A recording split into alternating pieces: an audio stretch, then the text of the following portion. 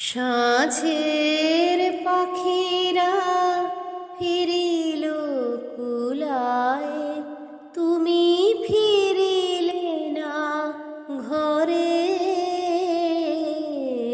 সাঁঝের পাখিরা ফিরিল কুলায়। নমস্কার বন্ধুরা, গল্পে কথায় বন্যি গল্প পাঠের এই চ্যানেলে আবারও তোমাদের স্বাগত। আমি এই চ্যানেলে বিভিন্ন লেখকের লেখা বিভিন্ন স্বাদের গল্প পাঠের মাধ্যমে উপস্থাপনা করে থাকি। আজকে আমি তোমাদের শোনাব শীর্ষেন্দু মুখোপাধ্যায়ের লেখা একটি ছোট গল্প, হলুদ আলোটি।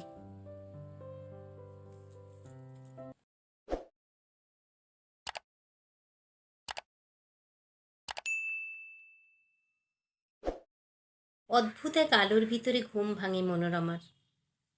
রোজকার আলো নয়, পাকা যজ্ঞি ডুমুর ভাঙলে যেমন রং, তেমন এক আলো। মনোরমার পায়ের দিককার জানলার ধারে ডুমুর ফল রোজ এসে ঠোঁটে ভাঙে বুলবুলি। সেই রংটাই এখন পৃথিবীময় ছড়িয়ে গেছে এই বৈশাখের বিকেলে।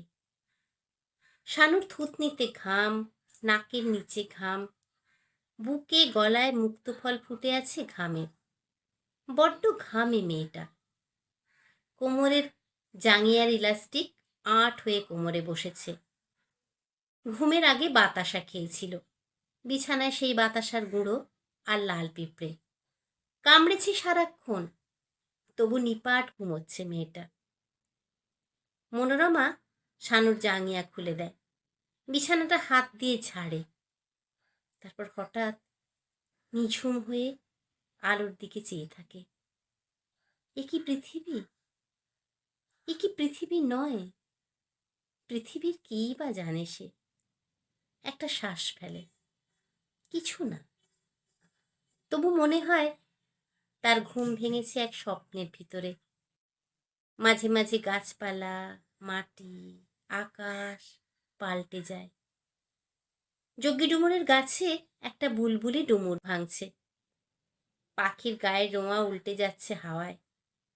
মনোরমা ঝুঁকে দেখল আকাশে ঝড়ের মেঘ। গুমট ভেঙে দমকা হাওয়ায় ধুলোবালি আর পুকুরের আঁশটে গন্ধ উড়ে এলো। জানলার জালের নিচে একটুখানি ফোকর দিয়ে সাবধানে হাত বাড়িয়ে মনোরমা জানলা বন্ধ করে দেয়। উঠে বাইরে আসে। হাওয়ায় তারের ওপর শুকুতে দেয়া শাড়ি ঝুলে উঠোনে লুটোচ্ছে। শানুর ফ্রক উড়ে গেছে বাগানে। কয়লার স্তূপের ওপর পড়ে আছে ব্লাউজ। সেগুলো কুড়িয়ে নেয় মনোরমা। আর তখনও তার নিবিড় এলো চুলে ঝড়ের বাতাস এসে লাগে। ছুটে আসে বৃষ্টির গন্ধ। তামাটে মেঘ থেকে অদ্ভুত আলোটি ধীরে ধীরে বহু দূর পর্যন্ত রঙিন করে দিচ্ছে। এই হচ্ছে ঝড়ের রং।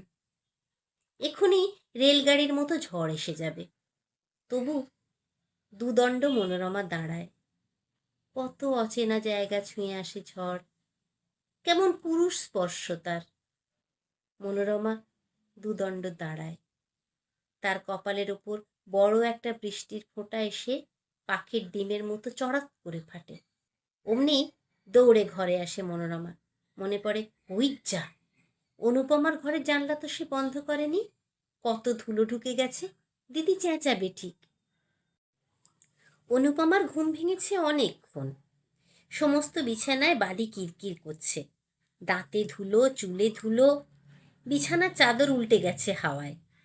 জানলার পাল্লাগুলো মরমর করছে। একটা পাল্লা ব্যাঙ খুলে ঠাস করে শব্দ করল। খড়কুটো উড়ে পড়েছিল কিছু। ভেন্টিলেটরের পাখির বাসা দমকা হাওয়ায় খসে পড়ল বিছানায়। চমকে উঠে মনোরমার নাম ধরে চেঁচাতে যাচ্ছিল সে। ঠিক সেই সময়ে বাইরের রংটা চোখে পড়ল। শালিকের পায়ের মতো হলুদ। এই কেমন রং! হলুদ রংটাই কেমন শিরশিরানি তুলে দেয় শরীরে। মনে পড়ে উলুধ্বনি, শাঁখের আওয়াজ, মাঘের দুপুরে উঠোনে পেড়ির উপর দাঁড়িয়ে শীতল জলে সেই রোমাঞ্চকর স্নান। হলুদ সেই রংটা কে ঢেলে দিয়েছে চারধারে এখন? পাখির বাসাটা আপনিই গড়িয়ে পড়ে গেল মেঝে। আজকাল বড্ড মনে পড়ে, বাতাস বয় উল্টো বাগে, ঠিক সেই সব পুরনো কথা ধুলোবালির মতো উড়িয়ে আনে, ঘরময় ছড়িয়ে দিয়ে যায়।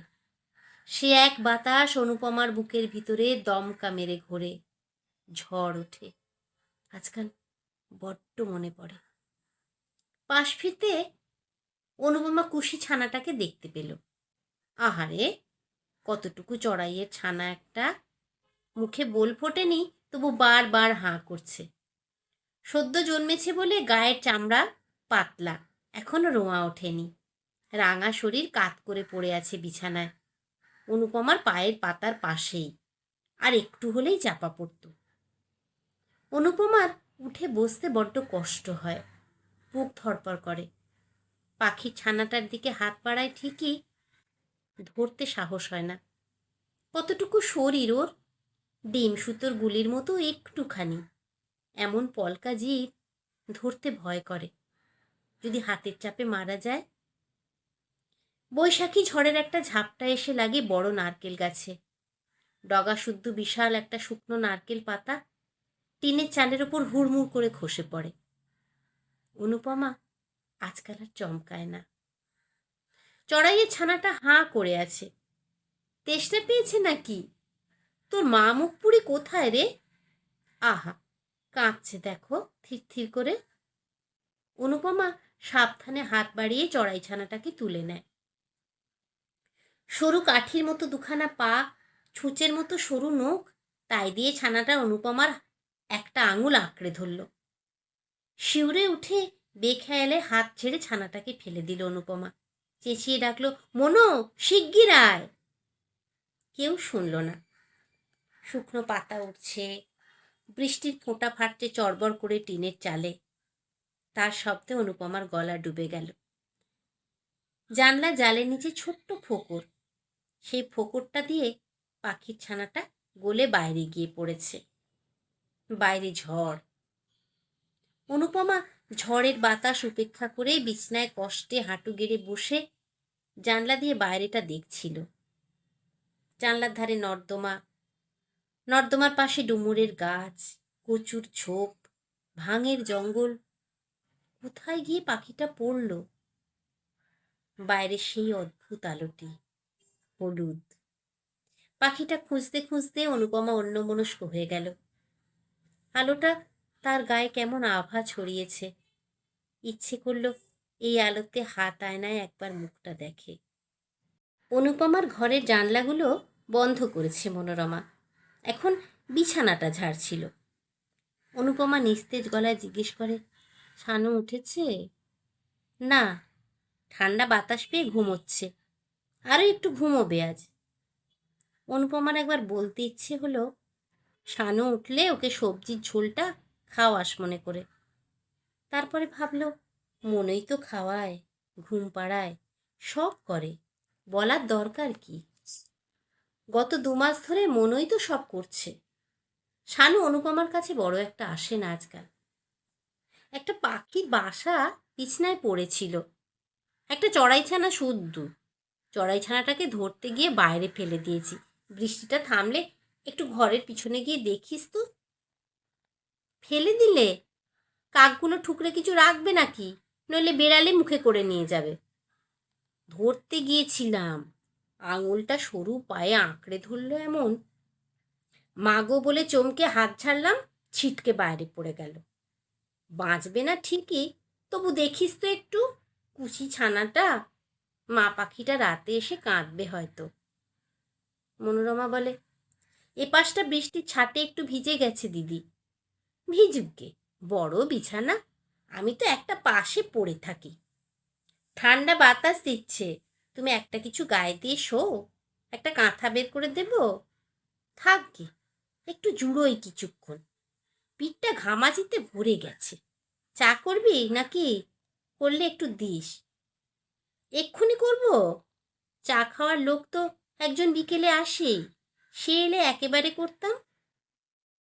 টোটন কি আজ আসবে? যা বৃষ্টি।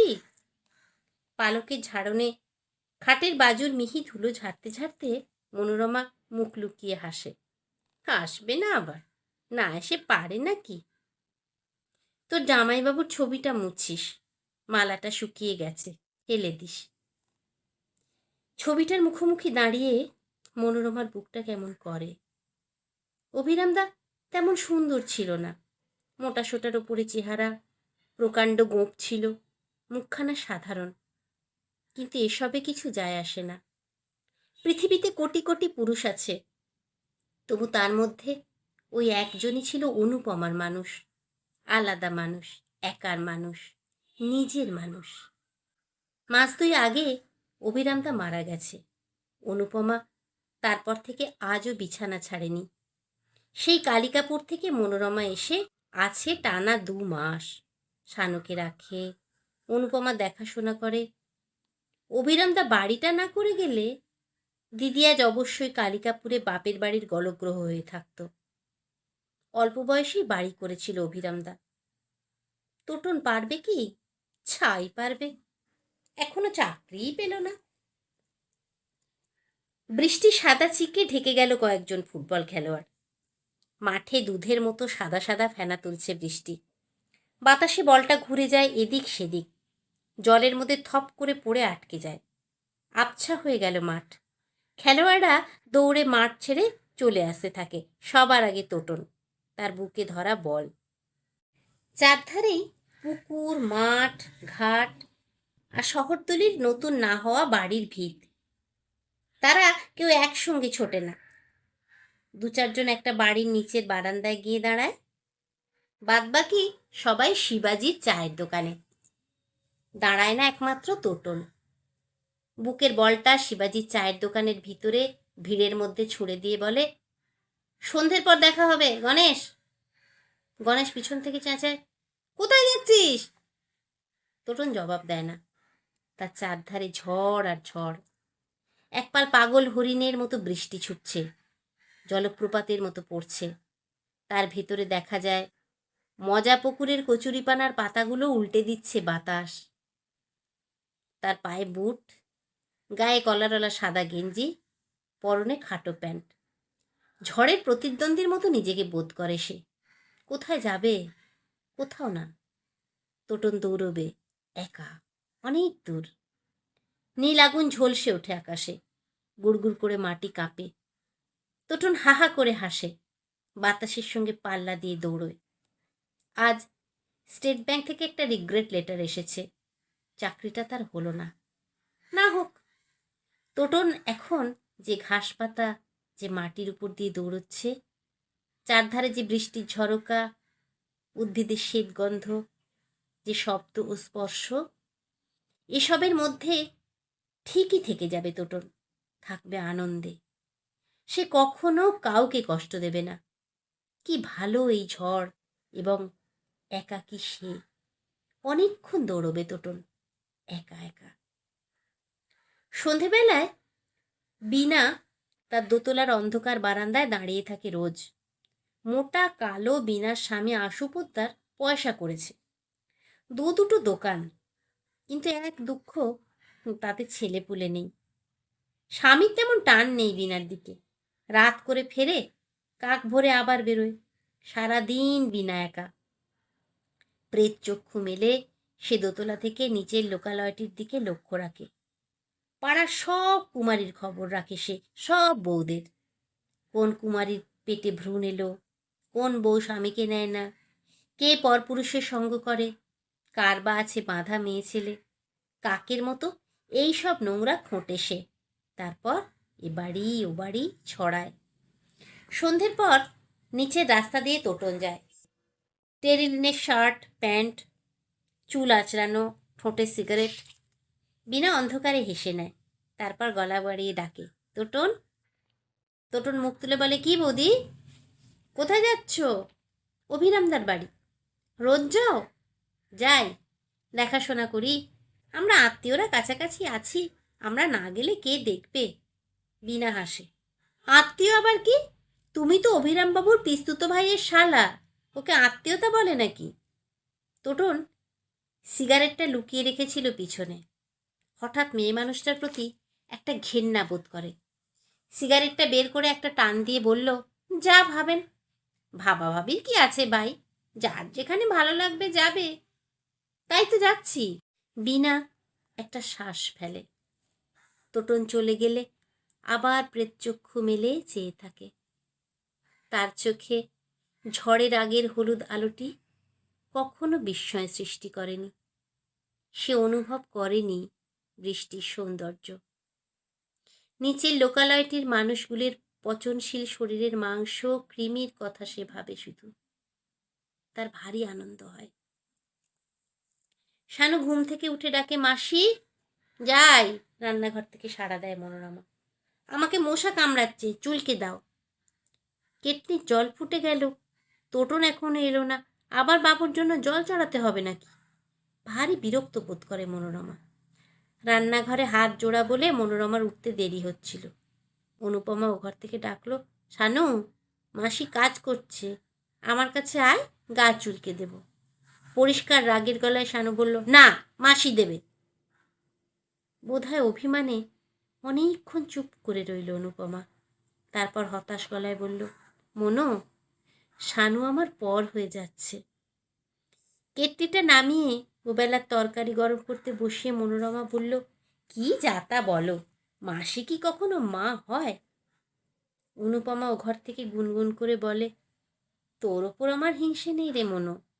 শানু বরাবরই আমার পর ছিল। বাপ বেঁচে থাকতে বাপকেই চিনত, মার কাছে ঘেঁষত না। শানুকে কলতলায় নিয়ে গেল মনোরমা। মুখ চোখ ধুইয়ে যখন জামা পরাচ্ছে তখন এলো তোটন। চা হয়ে গেছে নাকি বলে গোটা দুই হাঁচি দিল পরপর। অনুপমা বিছানায় উঠে বসল, বলল, তোটন, আজ একটা চড়াইয়ের বাচ্চা আমার হাতে মরল। মনো, তোটনকে নিয়ে একবার যা না, খুশি বাচ্চাটা একটু খুঁজে আন। এনে কি হবে? ঝংকার দেয় মনোরমা। একটু মাটি চাপা দিয়ে রাখ উঠোনে, অন্ধকার হয়ে গেছে, টর্চটা নিয়ে যা। যাচ্ছি বাবা, একটু রোসো, মেয়েকে খাওয়াই, তরকারিগুলো গরম করে দিই। তোমার যে কী সব বাতিক। বাতিক না রে, আমার হাতেই মূল্য তো, কষ্ট হয়। কাকে বেড়ালে ছিঁড়ে খাবে, একটু মাটি চাপা দে, হরিনাম করে দিস, ওতে গতি হয়। খুব করে একটু হাসলো তোটন, বলল, চড়াইয়েরও গতি আছে নাকি? অল্প বয়সেই আপনি বড্ড বুড়ো হয়ে গেলেন বৌদি। হলাম, বলে পাশ ফিরে অনুপমা। মেঘ কেটে আকাশ এখন বড় পরিষ্কার, ঝলমলে নক্ষত্র আকাশময়। চাঁদও উঠবে একটু পরে, বাতাস ঠান্ডা ভেজা। বাইরের ফিকে অন্ধকারের দিকে অভিমান ভরে চেয়ে শুয়ে আছে অনুপমা, শিশুর মতো শোয়ার ভঙ্গি। সেদিকে চেয়ে বড় কষ্ট হলো মনোরমার। ভগবান ওর সব কেড়ে নিলেন। বর্ষার পর গাছে যেমন পাতা আসে, তেমনি ওর সুখ সদ্য ফুটতে শুরু করেছিল। তখনই তোটন চায়ে চুমুক দিয়ে বলল, সর্দি লেগে গেল। মুখ ফিরিয়ে গিন্নির মতো মনোরমা বলে, বৃষ্টিতে ভেজা কেন? তোটন বলল, এমনি, নতুন বর্ষা, প্রথম ঝড় দেখে ভাবলাম একটু ঝড় খাই, ঠান্ডা লেগে গেল। ফ্যারিংসের দোষও আছে, জ্বর না এসে যায়। শরীর যতটা খারাপ তার চেয়ে বেশি ভান করা হচ্ছে। মনোরমা বোঝে পুরুষদের কায়দা কৌশল সবই পুরনো এবং বোকার মতো, সেই কারণেই ভালো লাগে মনোরমার। শানু ডাকে, মাসি। শানু রাগের গলায় বলে, আমাকে আবার মশা কামড়াচ্ছে, এ ঘরে এসো। না, তুমি আমার কাছে এসো। অনুপমার ঘর থেকে ওই ঘরে চলে যাওয়ার এই একমাত্র অজুহাত এবং সুযোগ। মনোরমা শানুর কাছে উঠে গেল। শানু বিছানায় ছবির বই খুলে বসেছে, কোলে পুতুল। পুতুলকে ফ্রক দিয়ে ঢেকে ঘুম পাড়াচ্ছে। ওর পাশে বসে পিঠে হাত বোলাতে বোলাতে উৎকর্ণ হয়ে থাকে মনোরমা। তোটন আসবে, অনুপমার সঙ্গে দু একটা কথা বলে ঠিক উঠে আসবে, রোজই আসে। তোটন বলল, যাই। এসো। তোটন ও ঘরে গেল। অনুপমা চিত হয়ে শুয়ে ওপরের দিকে চেয়ে দেখছিল। মা পাখিটা ফিরে এসেছে, ভিজেছে খুব, থরথর করে কাঁপছে। ভেন্টিলেটর থেকে বাসাটা বাচ্চা শুদ্ধ খসে গেছে। শূন্য জায়গায় বসে পাখিটা ডাকছে। ভাষাটা বোঝা যায় না, কিন্তু অনুপমা বুঝতে পারে, বুঝতে কষ্ট হয় না। তোটন আর মনোরমা পাখির বাচ্চাটাকে খুঁজতে গেল না, ভুলে গেছে। ও ঘরে বসে কথা বলছে দুজন, হাসছে। অনুপমা এখন আর হাসে না, হাসবে না বহুদিন। পৃথিবীর হলুদ রংটা মুছে গেছে, বাতাস এখন উল্টো বাগে বয়। যত রাজ্যের পুরনো কথার ধুলোবালি ছড়িয়ে যায় ঘরময়। বড্ড মনে পড়ে আজকাল। ভেজা চড়াইটা ডানা ঝাপটাচ্ছে, ডাকলো চিড়িক করে। অনুপমা চেয়ে থাকে। হ্যারিকেনের ম্লান আলোয় ভালো দেখা যায় না, অনুভব করা যায় পাখিটা কাঁপছে, ডানা ঝাপটাচ্ছে। ঝড়ের রংটা নিঃশেষে মুছে গেছে।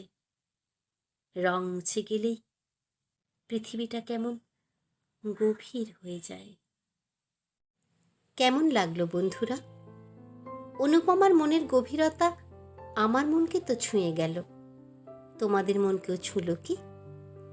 যদি ভালো লেগে থাকে একটা লাইক করো, অনেক অনেক অনেক শেয়ার করো তোমাদের প্রিয়জনদের সঙ্গে। আর আমার চ্যানেলটাকে সাবস্ক্রাইব করে বেল আইকনটা প্রেস করে রেখো নতুন গল্পের নোটিফিকেশন পাওয়ার জন্য। আর এক বুক ভালোবাসা নিয়ে অপেক্ষা করো আমার পরের গল্পটার জন্য। তোমরা সবাই খুব ভালো থেকো।